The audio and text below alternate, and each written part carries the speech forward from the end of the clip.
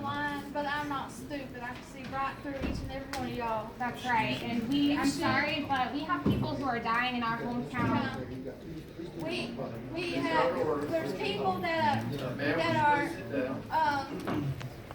People that are struggling to pay their rent. Not having any food to eat, having to go to soup kitchens and stuff.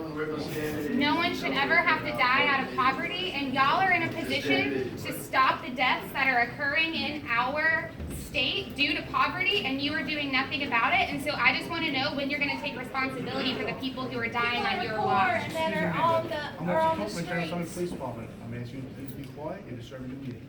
If you do not stop talking, We're you'll be gonna- placed under arrest. You understand what I'm saying? To be silent. This is the people's house. We're not going to be silent.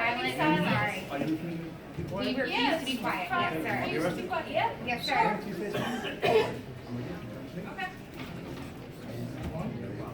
This is still not right. There are still people dying from not having enough food to put on their table, from not having access to the health care that they need to save their lives. This is absolutely ridiculous and cannot be tolerated. And y'all are supposed to represent us, and you're just letting us die, letting our family members die and be taken for granted.